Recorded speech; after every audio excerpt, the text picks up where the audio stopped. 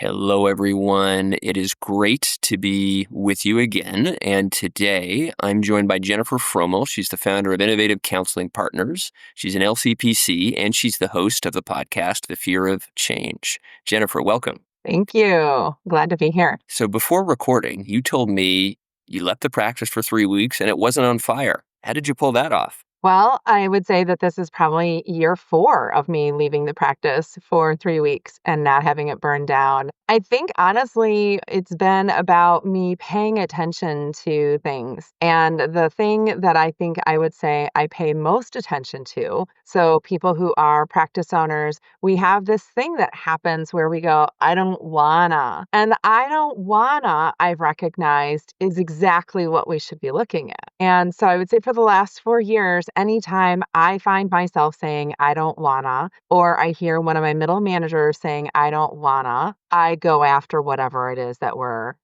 I'm not wanting. I would say in doing that, that has really improved so much of the flow of the practice. Not saying that, there aren't little fires everywhere, all depending on who you are and what you're perceiving to be fire. But I think that that's probably the biggest piece has been really paying attention and tackling the I don't wanna. Can you give us a memorable example of an I don't wanna? Probably my biggest problem was my billing team. I had a front end team that would enter in client demographics, and I always felt that there was something amiss. But every time that I would address it, it got a little bit better for a short period of time, probably like 5 to 6 weeks. And then it would start sliding backwards again. But because, like I said, there's always little fires everywhere. Like so and so wants to take a vacation. So and so broke her leg. So and so, has to, take FMLA. I've been focusing so much on those things that that front desk piece, I just would let it be. And I let it go like that for way too long because then what would happen is our billing was, of course, affected, right? Garbage in, garbage out. So I would have these conversations with my front people. They would get better and then they would slowly slide backwards. And then I would spend hours a week chasing after claim after claim after claim. And at this point in time, our practice is, I would say on a monthly basis, we're billing about $700,000 of billing. So that's a lot of claims to chase after.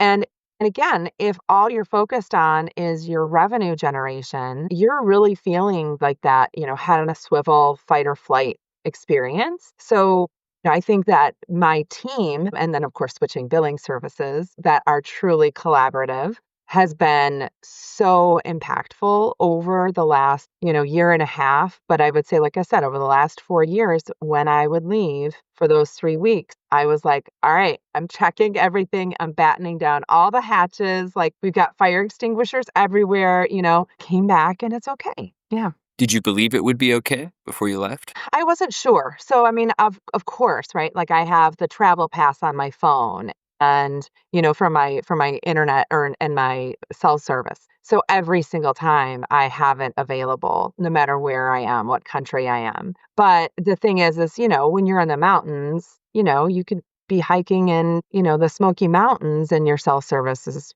crappy. My last time in Nepal, when I was summiting Mira Peak, we had a client who committed suicide at the practice. I saw a text message because I still had service, and I called the clinician from this remote region in Nepal in the Himalayas, and I was able to process that with her. It didn't take much of my time, but I thought that it was well worth the 20 minutes to call her and process it a little bit with her. And then, an hour later, I was choppering out of there. But I think that's been the piece for me is like, I need to know that the things that I don't want to look at, I need to look at. And so now I'm having my middle managers function in the same way. And so, yeah, like I said, little fires everywhere all the time, but they're just little fires and they're easily extinguished, which is wonderful. But back in the day,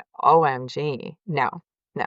I'm sure it was worth 20 minutes, and I'm sure the clinician was very grateful. I'm curious about how you trained your middle managers to confront their own I don't wannas, because it's human nature not to.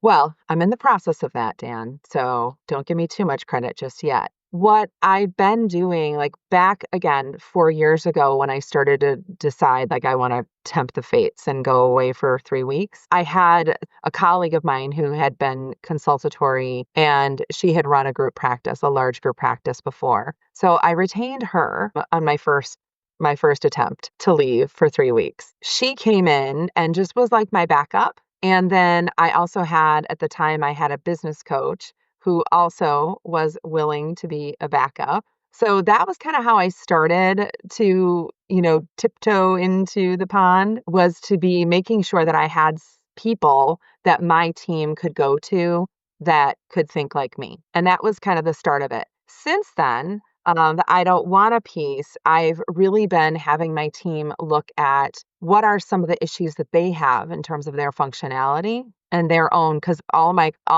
middle managers and supervisors are clinicians here. So they know the system, they know the routine, and they know what to do to be a clinician, both in our softwares as well as with our clients. And so we've been really tackling one by one those clinicians concerned functioning, if you will. So people who are really great clinicians but suck at documentation. We've been working on how to make them not suck so bad with documentation. For the clinicians who are not great about keeping their schedules up, we have been doing more kind of executive coaching light to help them understand and see how that can be a real stick in the mud if they don't fix it, but that when it flows, they feel better.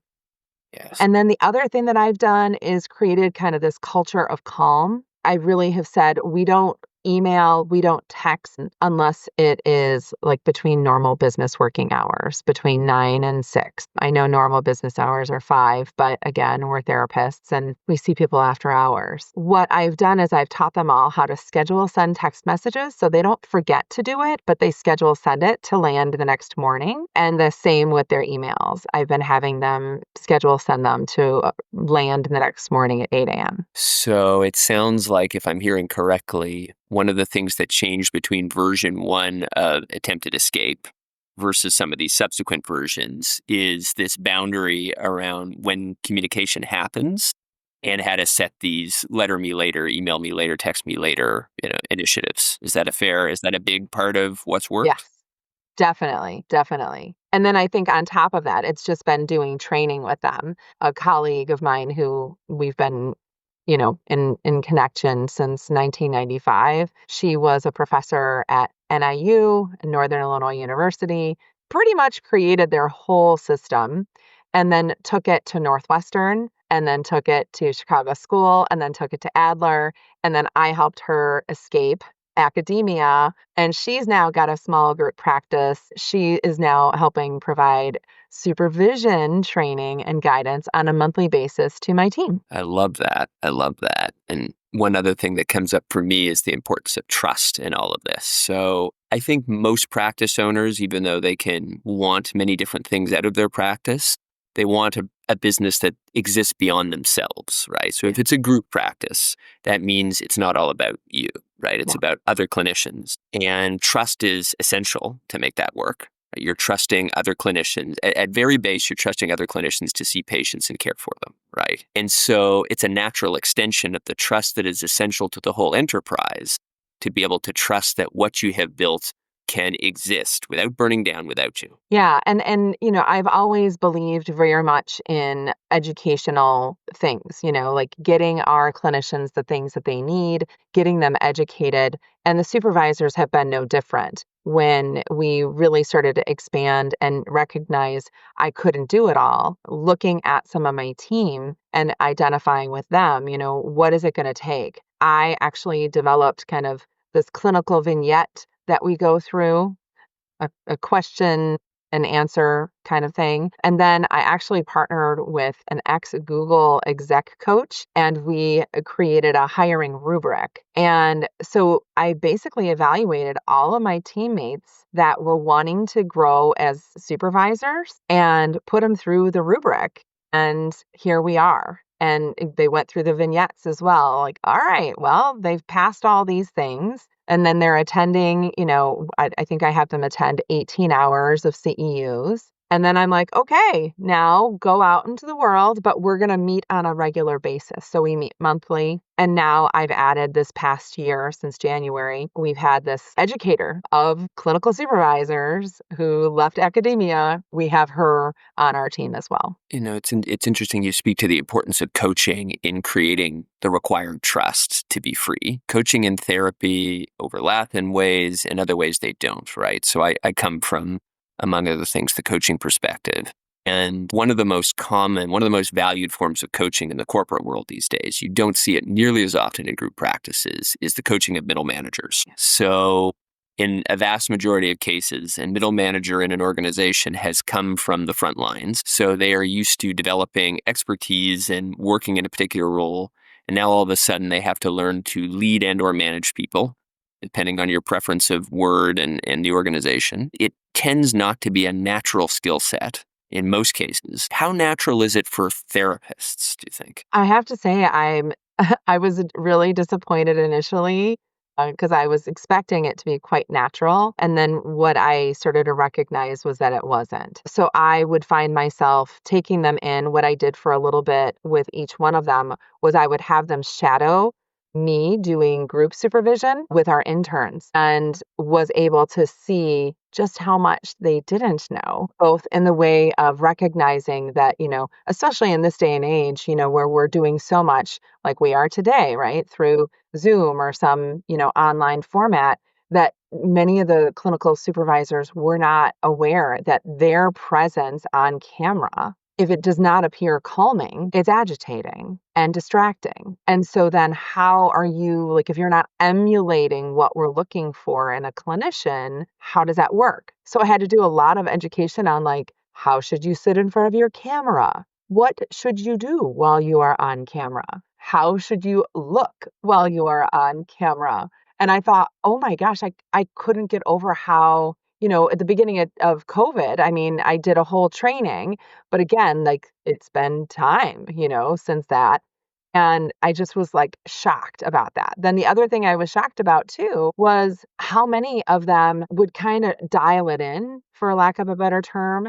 They would show up and they would do, how did that make you feel? And I was like, no, that's not what we're supposed to be doing. It's like supposed to be active, guys. We're supposed to be giving feedback. We're supposed to be identifying. We're supposed to be checking in with them, not just like showing up on a camera saying, oh, wow, yeah, that's tough. Oh, gosh, wow, you know? And so I had to actually educate them on how to do that as well. I was shocked by that. How would you summarize the differences here? I want to go just a little bit deeper into this. So I'm a clinician. I've been working with clients full-time for 5 years. What is the difference between the skills that I've likely developed versus what I would need to be a supervisor manager? Well, I mean, first off, your clinical acquiescence also has to be that you understand a lot of different modalities of care. I mean, unless, of course, you're working at a practice that is just CBT focused, which we are not. We are integrative focused, which means you got to know a lot. And if you don't know a lot, then you've got to go to our library and learn, which again, I've recognized some clinicians that are like, nah, not interested in learning that. I don't want to, which, that's great. You're maybe a good clinician, just fine, but that's not where you belong here. So I would say that first off, it's really about not just knowing motivational interviewing and some CBT. It's really, and again, pending your practice type, but it's more about really being able to like check yourself and know kind of where you come from. Know that you know enough about things, but not too much to where you think you know everything. And having the ability to also say, I'm not sure about that. Let me get back to you. Right. And then go seek out, right, from colleagues, from me, from whomever, what is the answer? And being humble enough to recognize that, yes, while you were born and raised a therapist the way you were, this is a different time and we're different providers now. The world has changed and that we need to be responsive to that and not just kind of get stuck in, well, back in the day, yeah, I can back in the day it till the cows come home, but that's not good enough. And in order to be a good clinician supervisor, you really have to be able to do all of those things simultaneously and understand the HR things. Like again, if somebody says something and you're like, your antenna goes up and is kind of freaked out, that's usually an indicator that we probably need to talk to our attorney and or our HR person. Nonetheless, it's almost like the gray area of, do I report something to DCFS or the police department? And so I've had to tell them that too. Like much like in our clinical work, we hear a parent talk about whipping their kid.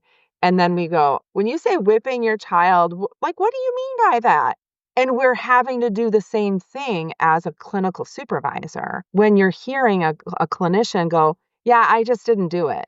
Okay, well, if they just didn't do it this time and you follow up the next time and they still didn't do it, that's a red flag. If nothing else, that's a really dark orange flag on the verge of red that then needs to be addressed. And again, I think for many of the clinicians, they're like, I just want to be friends with the supervisees. Like they just need like a big brother, big sister. And I'm like, no, they don't. We are gatekeepers, my friend. Yeah, there's like a new set of boundaries they need to Yes. learn, right? Yes.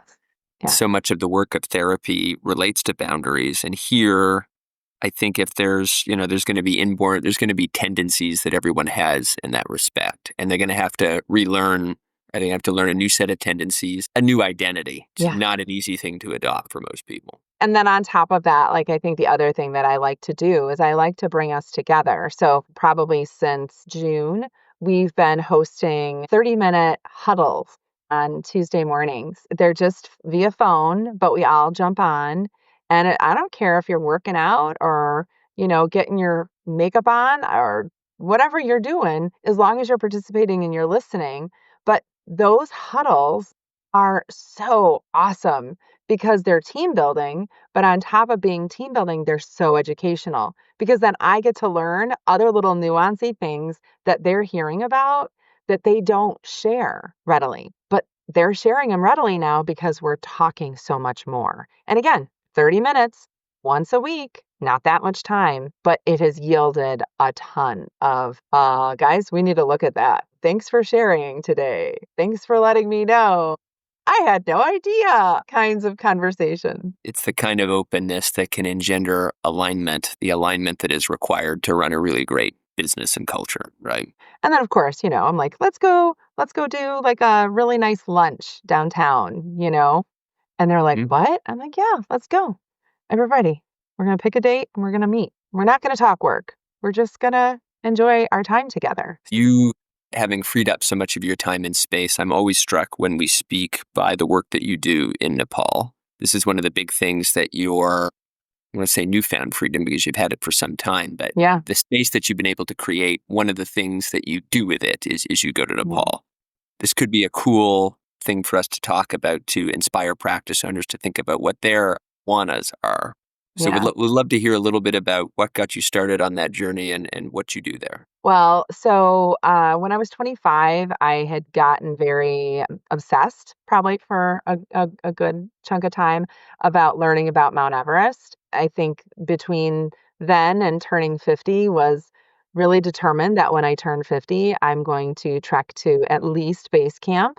And not like that prior to this, I was doing a lot of trekking because I wasn't. I was a mom to a set of twins and, my son who's 3 years older than the twins. And then again, growing this business when I turned 45 was like, hey, family, my husband and I, we're going to do this. We're going to go to Nepal. I've just always felt this pull. My husband has also been obsessed about Mount Everest. And we were like, we're going to do this. We're going to trek all the way from Kathmandu and, go to base camp. And then, of course, life, continued to happen. And as I got closer to turning 50, we went to one of our friends' retirement parties out in Utah. So we were in the mountains. And our friend said, "My sister, she's leaving for Nepal next month." And I said, "What?" So I went over, started talking with her. And she was like, "Jen, you have to go." And the more that we talked, the more it was evident that it wasn't too far fetched, my ability to go. And all I had to do was train. Like, all I had to do was train. So I, was like, I really want to do this, but I also really want to learn about a culture of Nepal.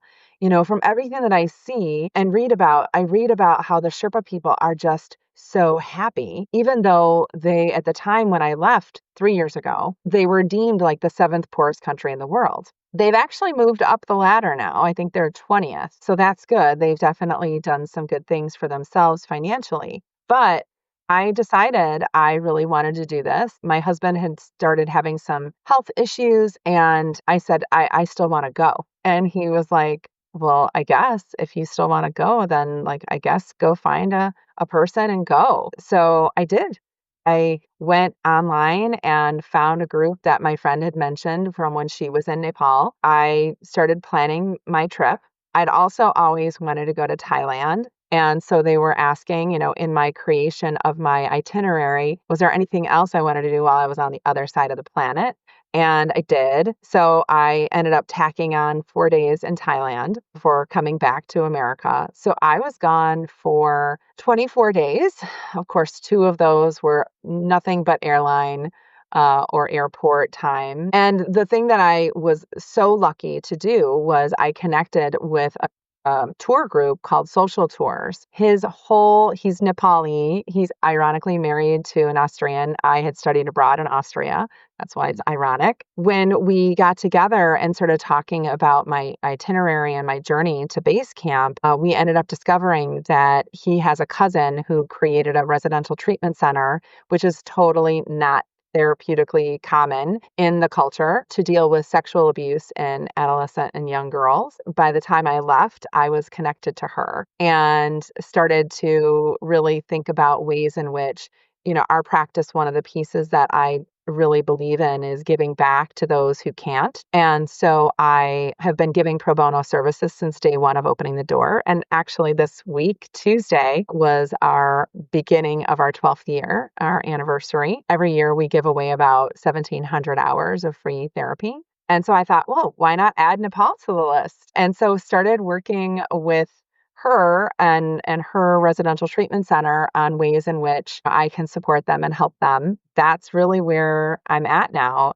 I went back recently and trained 25 people on how to use EMDR and other trauma-based tools. And of course, then there was the huge trauma that happened literally the day after I left Nepal for the Nepali people because of governmental issues and political unrest. And when I met with them recently, they all were so incredibly grateful at the timing of my teaching and coming to them. And so, we're continuing our work together.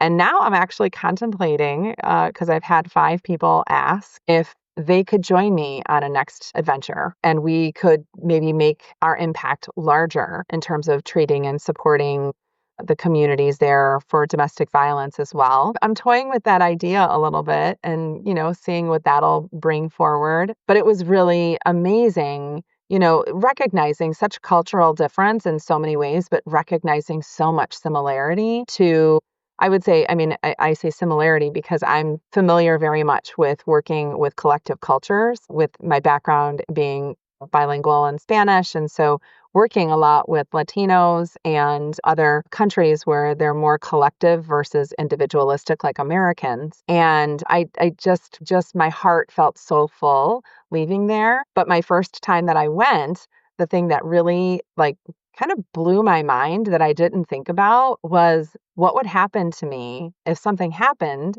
right? And I didn't make it back from my trek. And I did get very, very sick while I was there the first time. I kind of got sick the second time too, but I knew how to manage it. But the first time on my trek, I had terrible fever, really bad gastrointestinal problems to where I really could have dehydrated and I really could have maybe not come back. And before I left, I created a succession plan with my attorney, and they had the names of people to contact in the event that they had to sell the practice. I had to create a bunch of things for, my family.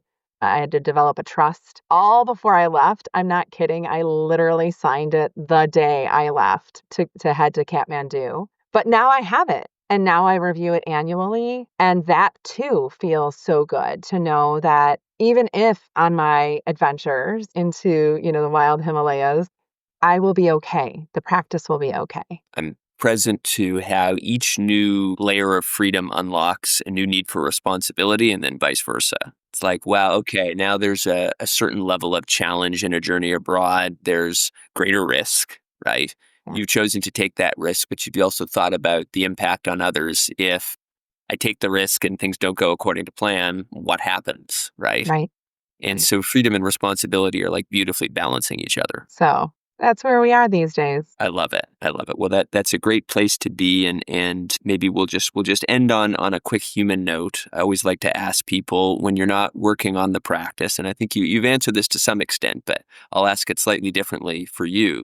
When you're not working on the practice and you're not doing important pro bono work abroad in Nepal, what do you do for fun? I hang out with my family, we go camping, we go hiking. We love having our own adventures as a family, just hanging out in the kitchen and cooking and rescuing cats. I'm working on one right now. So, yeah, that's what I like to do. Move my body. That sounds pretty cool to me. Yeah. Jennifer, awesome work you do in Chicago, awesome work you do abroad. Thanks for sharing some of what you've been able to achieve. I hope it gives practice owners a chance to reflect on what they might do a little bit differently, how they might be able to unlock new layers of freedom and responsibility for themselves, Yeah. because that's what it's all about. It is. It is.